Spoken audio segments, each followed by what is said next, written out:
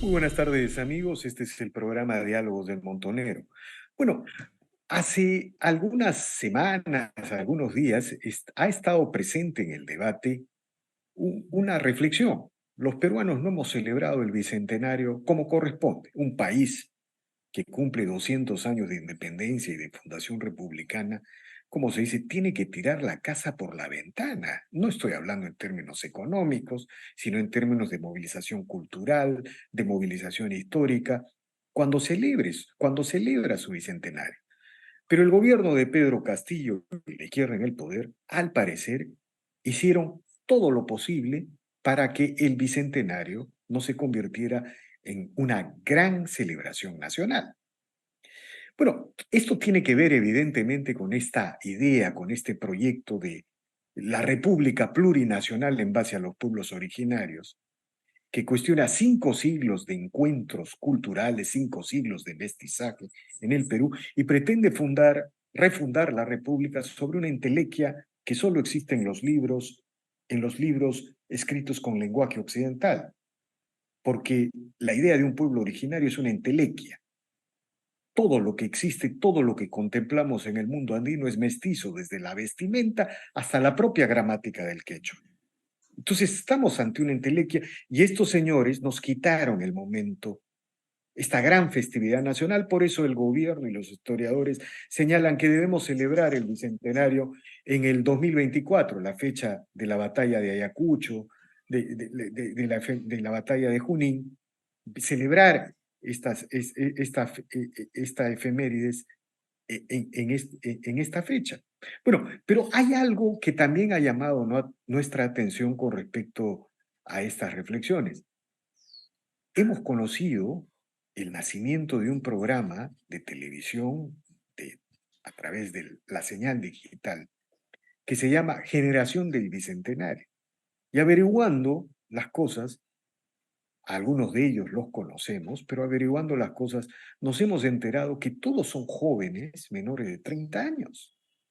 Y la otra cosa interesante, singular, es que son jóvenes con formación ideológica, pero abiertamente enfrentados a las tradiciones de izquierda.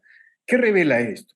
Que la juventud ya no está en los predios de la izquierda o no solo está en los predios de la izquierda. Por eso, el día de hoy hemos convocado a Patricio Crateil.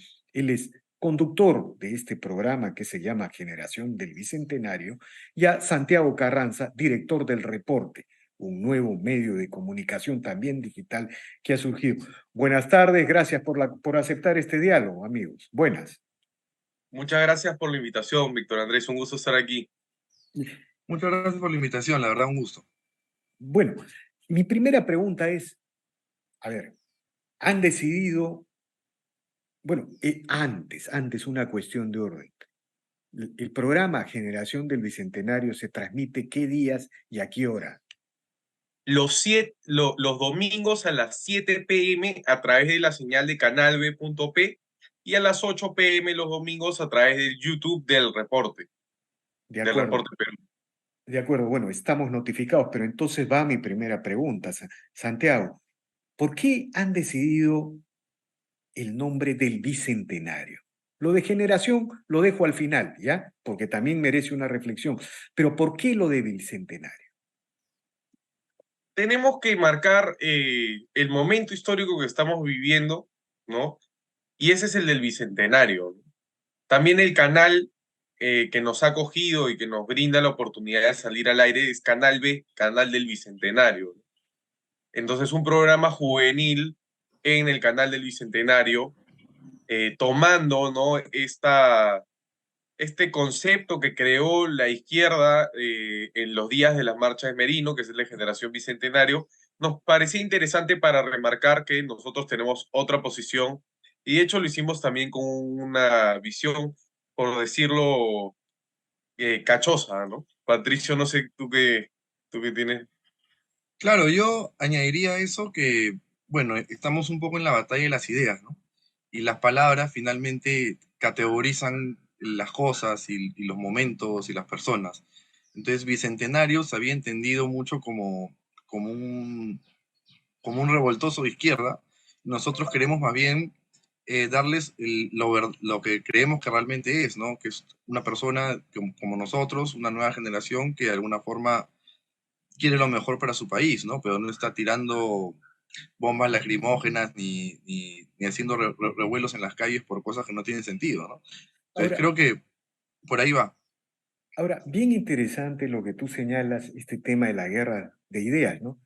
Creo que Mm, cuando uno habla de guerra de ideas parte de que hay una guerra de ideas, una batalla y alguien la está ganando. Miren, un hecho muy curioso, ¿no?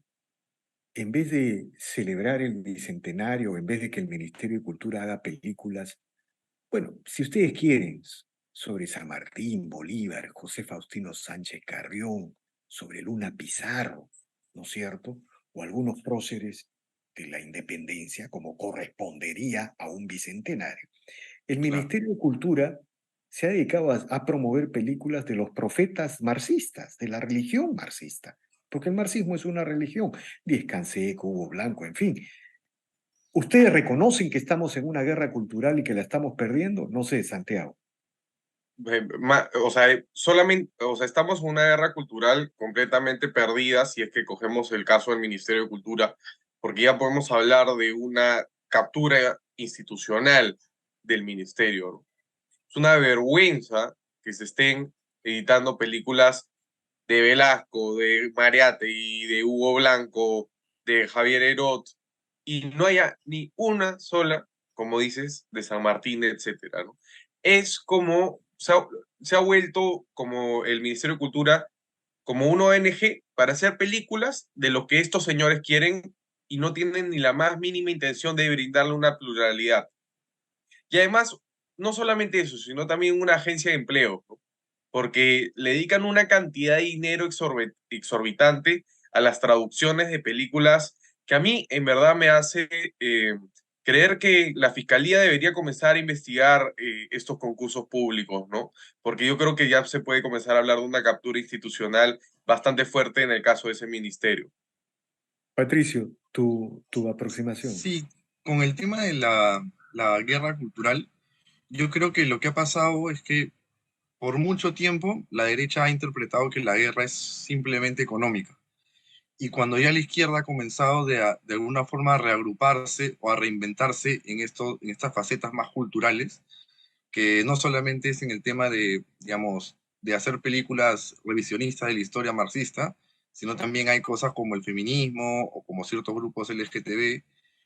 Y ya cuando la derecha se ha dado cuenta que de alguna forma la izquierda está a la vuelta de la esquina, es que recién se han puesto un poco las pilas.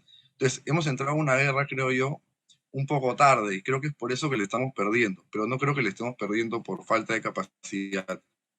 Mm. Oye, Patricio, pero, o sea, sí, o sea, creo que todos podemos coincidir en que la guerra, digamos, cultural, se la dejamos transcurrir mucho tiempo a la izquierda, pero también es verdad que antes la guerra contra la izquierda, te digo, me refiero antes en Guerra Fría, ¿no? Años de la Guerra Fría, no era tan extensa y el corpus de las ideas de la izquierda en ese momento era sobre todo materialista, dirigido también a lo económico, ¿no? Ahora ya son tantos corpus que, como se dice en peruano, a la derecha nos agarraron frío, porque ¿cómo Claro, desarrollas argumentos para combatir ahora contra tantas dialécticas, ¿no? No solamente materialistas? Eso tiene que ver, pues, con la renovación del comunismo, ¿no? El marxismo se ha renovado una, dos, tres, cuatro. Es un sistema ideológico que se renueva permanentemente para el mismo objetivo. Por ejemplo, los marxistas ahora no tienen un partido único, no tienen un programa máximo, como sí lo tenían Javier Díaz-Canseco y Hugo Blanco, por ejemplo. Los marxistas ahora tienen programas sectoriales. Por ejemplo, en el programa del medio ambiente, lo que buscan es desarrollar una narrativa para detener inversiones y detener el capitalismo. En el programa de la ideología de género, lo que buscan es destruir la familia como una institución clave para organizar la economía, la sociedad.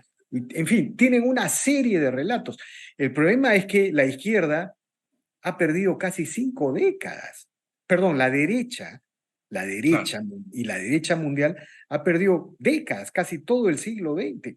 ¿No sienten que estamos muy retrasados? Sí, yo creo que el gran problema es que la izquierda ha acaparado la academia, ¿no? En realidad, en estos últimos, digamos, 30 años, no había un proceso de generar intelectuales realmente de derecha, ¿no?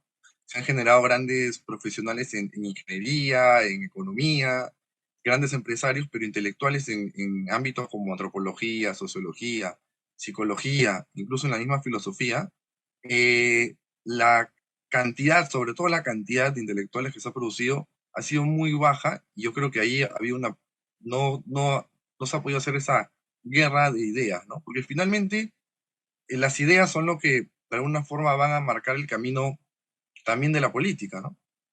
Claro. Santiago, ¿cuál es tu aproximación sobre este tema que estamos conversando?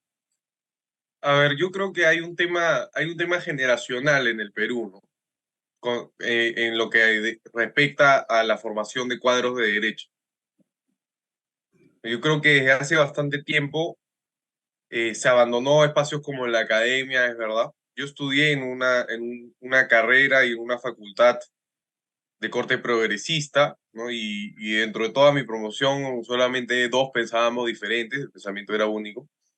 Pero yo creo que en Perú desde los años 50, 60, y ya con Velasco se concretó, las élites del país abandonaron la política y sobre todo los derechistas, ¿no?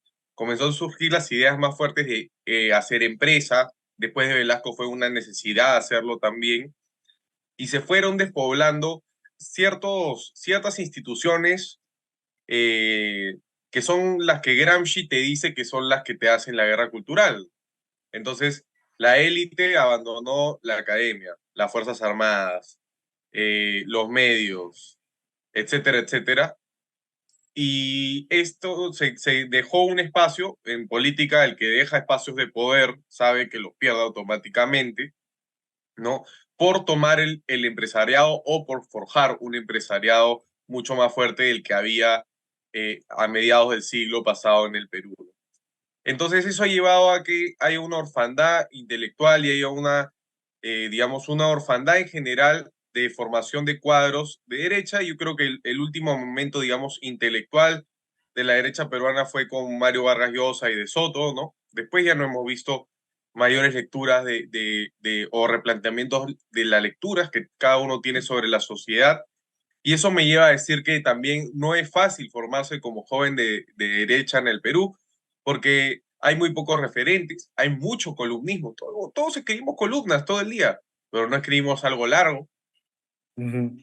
La Bueno, gente, qué interesante lo que señalas. Lo que sucede, pues, es que la izquierda o la tradición comunista o la tradición de las corrientes progresistas, ¿no? Ese es otro gran tema.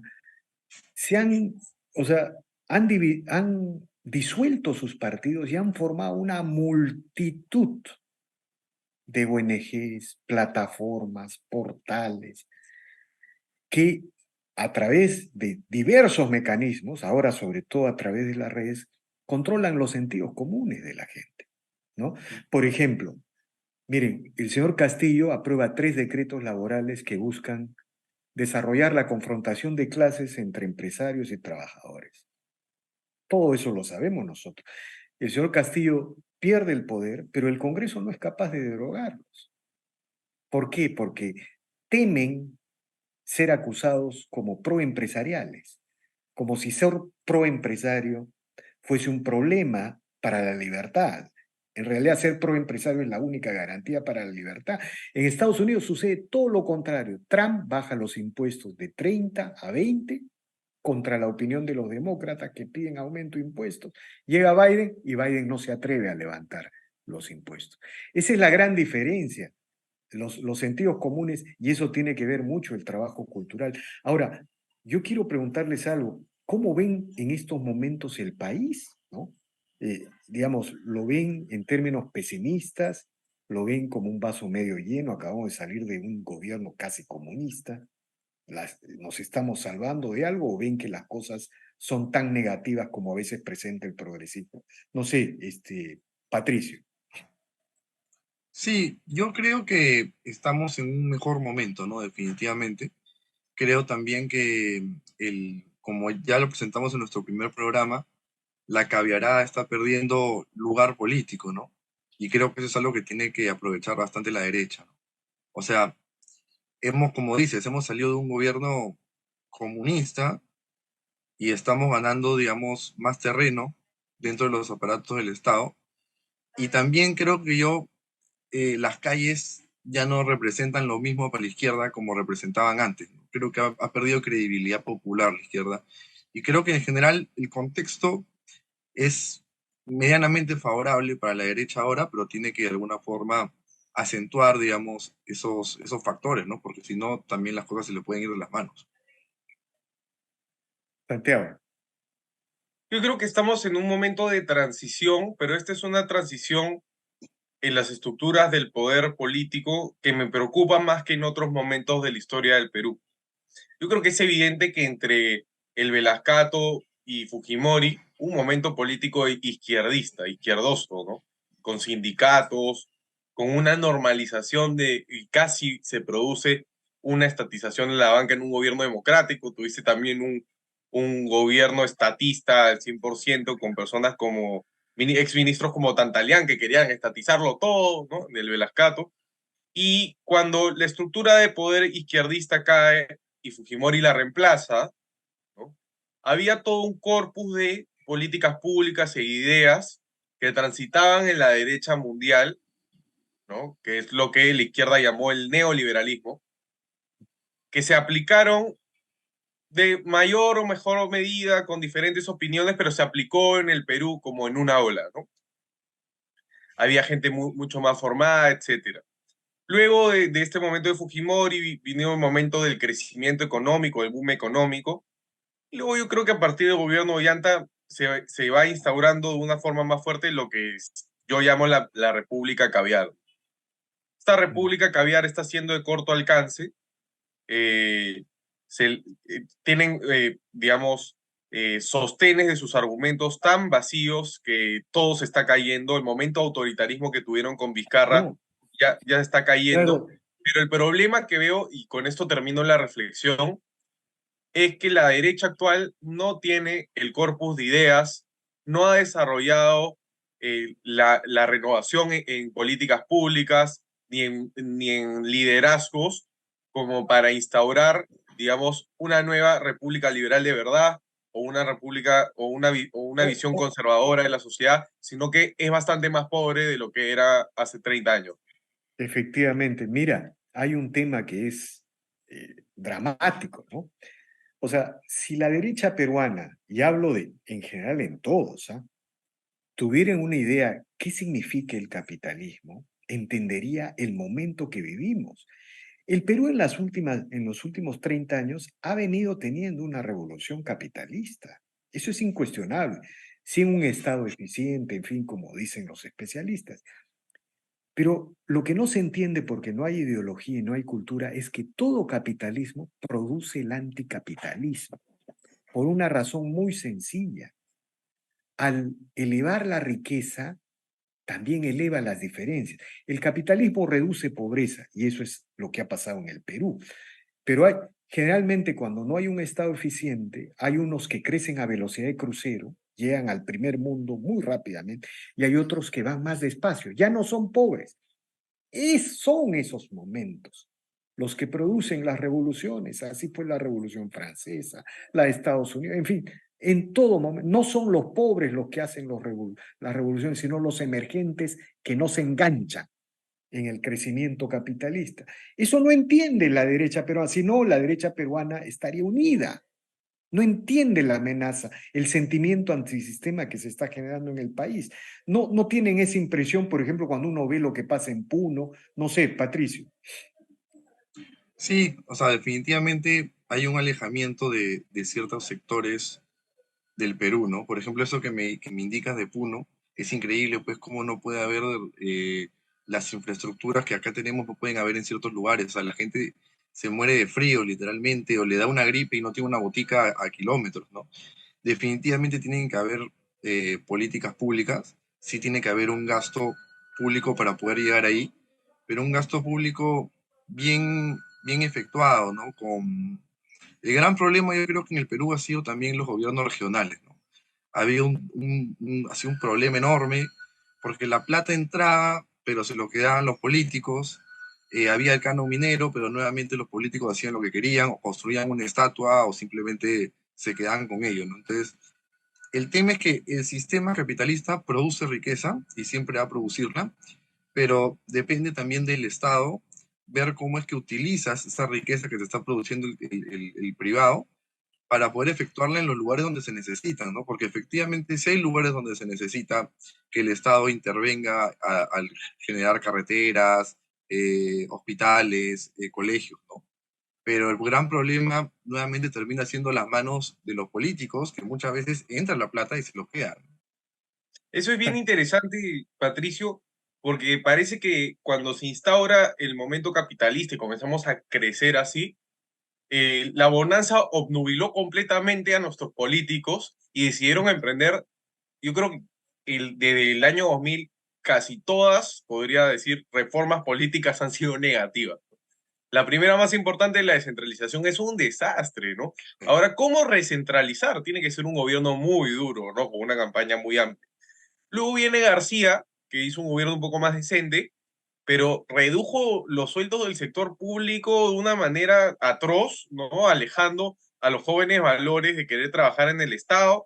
Luego vino Llanta a prohibir la reelección, luego vino Vizcarra a seguir rompiendo la reelección. Entonces, cuando el Perú tuvo la oportunidad de dirigir un capitalismo eh, que le sirva a la sociedad. Yo creo que países que fueron de tercer mundo y llegaron a primer mundo, sobre todo en los casos de los tigres asiáticos, los estados se encargaron de apoyar a los capitalistas, ¿no? Acá el estado estaba autodestruyéndose pensando en que siempre íbamos a estar en piloto automático creciendo a más de 5%, porque en fin, ¿no? De acuerdo. Ahora, quiero plantearles un tema final para esta interesante conversación que hemos sostenido, ¿no? Ustedes han denominado al programa que sale los domingos a las 7 en Canal B y luego se reproduce también en el canal del reporte, Generación del Bicentenario, ¿no? Digamos, sin embargo, recuerdo mucho la definición de Ortega y Gasset, ¿no? Para hablar de una generación, ¿no? Tiene, digamos, más o menos hay que mirar en un arco de tiempo, pero uno tiene que mirar la obra que el conjunto de hombres aproximados en un arco de tiempo y también en términos biológicos por la edad, ¿no es cierto? La edad biológica, ¿no? Deja, ¿no? Entonces, mi primera reflexión es que ustedes tienen que construirse como generación. Tienen el deber de construirse como generación. Está bien plantear generación del Bicentenario un poco para decirles a los promotores de las marchas contra Merino, la famosa generación del Bicentenario que impulsó el protagonismo. Pero necesitamos libros, necesitamos ensayos, necesitamos partidos, necesitamos actores públicos. Esa es una generación. ¿No sienten que también hay una deuda en esos términos? No sé, Santiago. Hay una deuda terrible, ¿no? Y por eso nosotros queremos comenzar a abrir este espacio de nuestro programa Generación Bicentenario para poder por lo menos conversar, ¿no? Conversar con los jóvenes y sobre todo hay un tema con la derecha actualmente, y yo creo que es un proceso mundial, que es algo que tenemos que romper y con el programa creo que hablamos tan sin pelos en la lengua que esperamos inspirar a alguien, ¿no?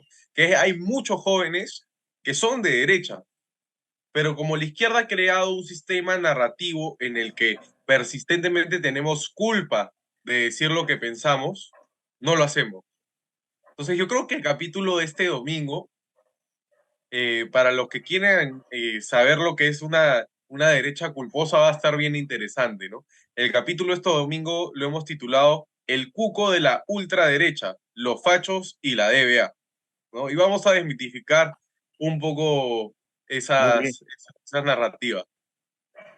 Patricio. No, sí, el capítulo va a estar bien, muy bueno y vamos a hablar justamente de los tipos de derecha que hay y como dice Santiago, de los pujos, ¿no? Y yo también creo que a nivel occidental sí está surgiendo una nueva derecha, ¿no? Y lo vemos pues no solamente en Sudamérica, digamos, tenemos a Vox, a Meloni, ¿no? Tenemos a Kast en Chile, por ejemplo, a Bolsonaro en Brasil, Donald Trump, que si bien no todos han gobernado, de hecho la mayoría no, solamente Trump y Bolsonaro, ya se está gestando pues una nueva derecha con nuevos componentes y que al Perú no le debería ser ajeno, ¿no? El Perú también yo creo que tiene o sea, esta nueva generación también aboga por Mira, esa derecha, ¿no? donde yo no entiendo, o sea, la derecha tiene temor de decir que es proempresaria, Sí. Tiene, proempresariado. Mira, No, pro familia. Uno ahora se siente mal por escucha, defender a la familia, Víctor Andrés. sí, pero mira esto, ¿ya? O sea, los países que han alcanzado el desarrollo son los que han elaborado la legislación para proteger al empresario y la inversión privada, que es el que crea la riqueza, produce el empleo y el bienestar. Paradójicamente, los países que han legislado para proteger al trabajador bajo la idea de que el trabajador produce la riqueza, son los países que los ciudadanos de esos países buscan emigrar a los países proempresariales, ¿no? Entonces, esta derecha que no entiende eso, que tiene temor de ser proempresaria, bueno, está condenada pues a ser derrotada por por el progresismo, por el colectivismo, por las corrientes comunistas. No hay manera que pueda ganar, porque mira, si tú te enfrentas al acto de fe, porque es un acto de fe, es un evangelio marxista que te dice, el trabajador crea la riqueza. Y toda la legislación peruana está organizada en función de eso. No obstante que en la Unión Soviética se han producido las mayores expropiaciones de la historia de la humanidad, hablando de que el trabajador crea la riqueza y han producido las mayores fábricas de pobreza de la humanidad. O sea, por eso es un evangelio, es un acto de fe de los marxistas. no, Si la derecha no puede enfrentarse a eso, va a ser derrotada, pues. Pero no solamente la derecha va a ser derrotada, ¿no? Porque al final son grupos políticos, ¿no? El país va a seguir en una trampa de subdesarrollo si no vencemos a la izquierda. Creo que eso no solo le compite a la izquierda, también le compite a la gente de centro y le compite a cualquier demócrata que quiere desarrollar su país. No creo que simplemente hay que polarizar esto. Las ideas del valor trabajo, como comentas, las ideas marxistas han subdesarrollado naciones que en algún momento fueron exitosas, ¿no? Creo que en nuestra región hay casos de eso, Así ¿no? es, así es. Es una trampa del subdesarrollo, no es solamente una cuestión entre izquierda y derecha, es una pena, no podemos seguir así, tenemos que romper la culpa de la derecha culposa y saber, yo creo que ya en la tercera década del siglo XXI ya no admitir que el empresariado y el capitalismo son los generadores de riqueza en el mundo, los destructores de la pobreza en el Perú y etcétera, es simplemente caer en una vana ignorancia. De sí. acuerdo. Palabras finales, no sé, Patricio, ¿deseas agregar algo más? Sí, agregando un poco lo que decía Santiago, este, un problema también que pasa es que a veces el mismo empresario prefiere también jugar de la mano del Estado y no jugar realmente con las leyes de libre mercado que son la oferta y la demanda, ¿no? Porque claro, yo creo que cuando el Estado crece mucho y es muy grande y pierde su función central, que es la función que lo concibió en la modernidad, es la de ser un árbitro, ¿no? Es la de proteger nuestros derechos y ser garantes de ellos. Cuando pierde esa función y comienza a abrazar muchas otras cosas más, a veces al empresario Ujú. le es más beneficioso transar con el Estado a simplemente abocarse a las leyes del mercado, que son la oferta y la demanda, ¿no? Y ahí pierde realmente el público, ¿no? De acuerdo, de acuerdo. Muchas gracias, Santiago, muchas gracias, Patricio, por estas Un- un- reflexiones. Víctor Andrés, Fuerte. creo que no. Un minuto para responder la pregunta sobre la generación que creo que la salteamos un poquito, A pero ver, más que vamos. dar una respuesta teórica sobre la definición de Ortega, yo creo que acá no hay una generación de bicentenario que vaya a dejar huella. Evidentemente hay una generación en el sentido de que habemos seres vivos en este país de estas edades, pero creo que une un poco la idea de nuestro programa es comenzar a dar la cara, ¿no? y comenzar a invitar a que otros jóvenes hagan lo mismo. Escriban ensayos, hablen en sus barrios, escriban en sus redes sociales. No tengan miedo, ¿no? Si ven nuestro programa van a ver que por lo menos nosotros no tenemos miedo de decir un montón de cosas y esperamos contagiarlos de eso, ¿no? De acuerdo. Muchas gracias a los dos. Seguiremos conversando más adelante. Suerte en el programa y en lo que se pueda ayudar. Bueno, aquí estaremos. Muchas gracias a ambos. Gracias. ¿No? Gracias, Víctor Andrés. Un Gracias. gusto. Muchas gracias. Gracias por la invitación. De igual manera. Bien, amigos, esta ha sido una nueva edición de Diálogos del Montonero. Regresamos en la siguiente edición. Gracias.